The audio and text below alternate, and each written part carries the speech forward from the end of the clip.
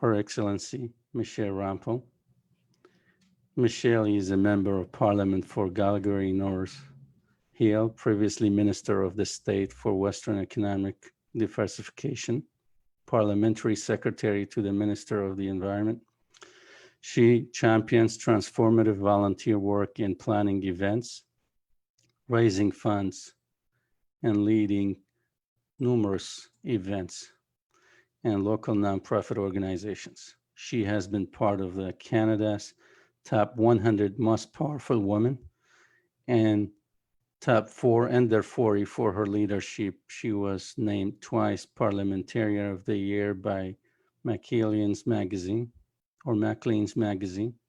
She did great work advocating for the Yazidi people as well back in 2016 when Yazda was leading and advocating to bring Yazidis to Canada. Michelle was our hero, and she was the great advocate for us in bringing almost 100, not just 100, but 1,100 Yazidis to be resettled in Canada. Thank you very much for being here with us. This proves your continuous support for the Yazidi communities and for the minorities in general. Thank you very much, and the mic is yours. Thank you so much.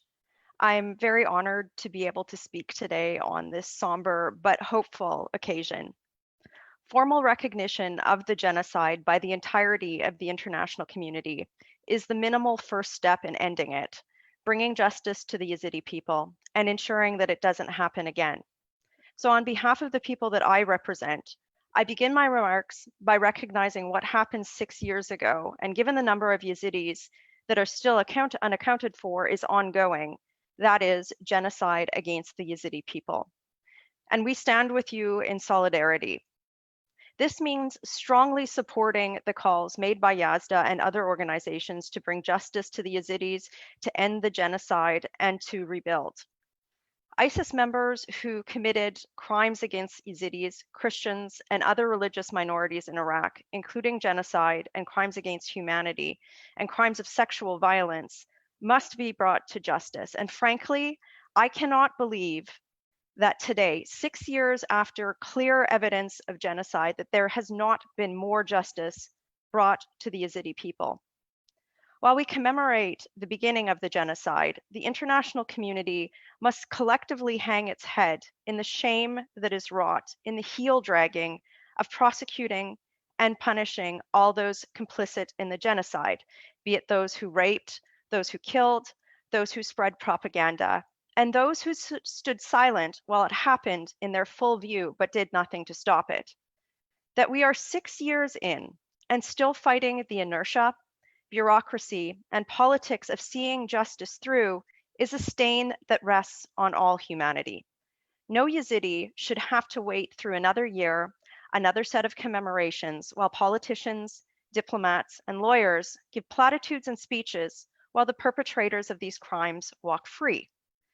The international community must have an action plan with finite timelines to achieve this goal. If the global multilateral organizations that are designed to help facilitate this continue to be impotent in their ability to do so, then they must be reformed because they are not serving their purpose. Justice for Yazidis should be a key focus of every UN member country and for the entire UN bureaucracy. Carefully crafted speeches and niceties said over cocktails will not bring closure to the Yazidi community.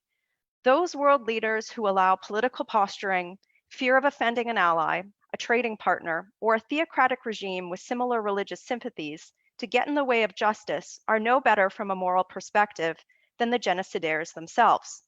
This is a matter of political will and moral courage. In this matter, I encourage all world leaders to find theirs. For while the world continues to allow this inertia to continue, those complicit in this genocide remain unpunished, and those who have experienced it have no closure. Peaceful coexistence will never occur until justice has been meted, and this is wrong. It is an abdication of our responsibility to humanity, and it must immediately be changed. 6 years is too long. 1 day was too long. However, the topic of today's keynote address are centering specifically around the theme of women and justice, pillars of post-conflict reconstruction and peace. And many words in history have been spoken about the process of genocide itself, that is, the progression between classification, symbolization, discrimination, dehumanization, organization, polarization, persecution, extermination, and denial. But less has been said or formalized to understand, acknowledge, prevent, and bring healing and justice to the specific act of genocide that involves the use of bodies of women as a specific genocidal act.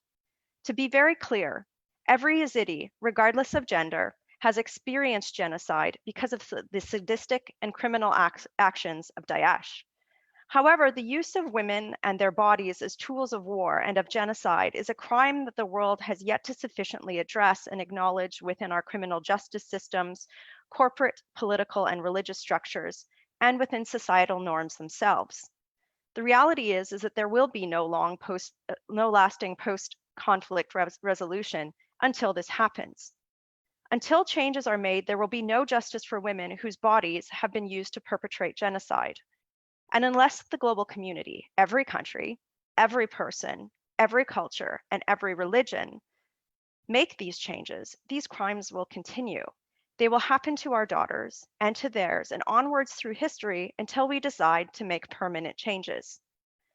This is because the beginning of the act of using women to perpetrate genocide currently finds fertile ground in every culture and every country on earth. There is no culture or country that is immune. And to ensure that what has and is happening to Yazidi women never happens again, we all must look inwardly and demand change. Support for religious doctrine that places women below men in worth in any way, or requires codes of conduct that do not apply to men in order to subjugate women in the name of God, normalize the dehumanization of women. Support for cultural norms that subtly equate a woman's worth with her sexual palatability normalizes the dehumanization of women. Support for economic structure that place less value on the labor of women normalize the dehumanization of women. Removal of access for universal education about the right of a woman's sovereignty over her body and her right in every situation to give or remove consent to sexual acts normalize the dehumanization of women.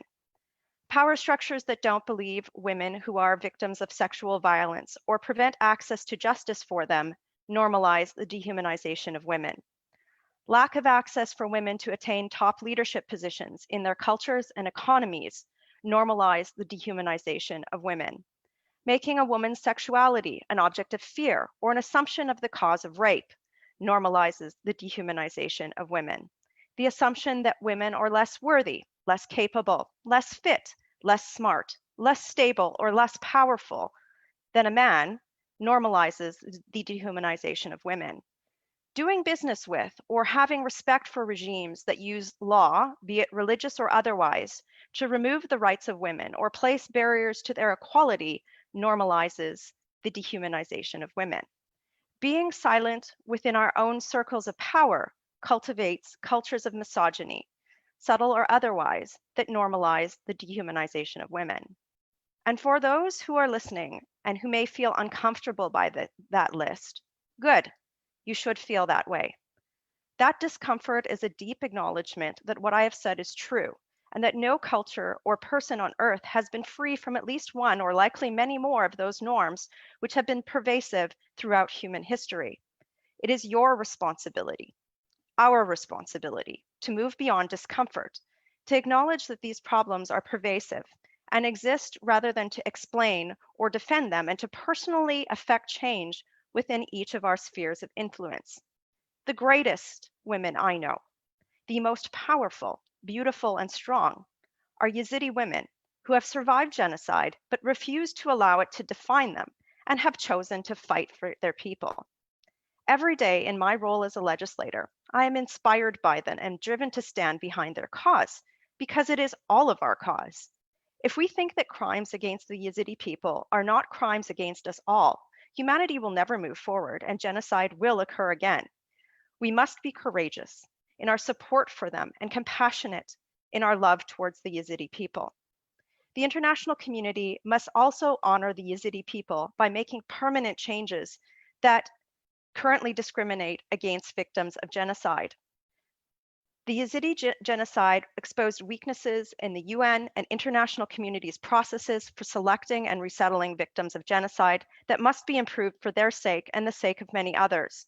The inertia that I had to overcome in Canada in getting genocide acknowledged or a program in place to resettle Yazidi genocide survivors shows that no country is immune from politics and pedantry when it comes to doing what is right. The genocide showed that we have to develop international systems to provide immediate and long-term support to women whose bodies have been used as tools of war.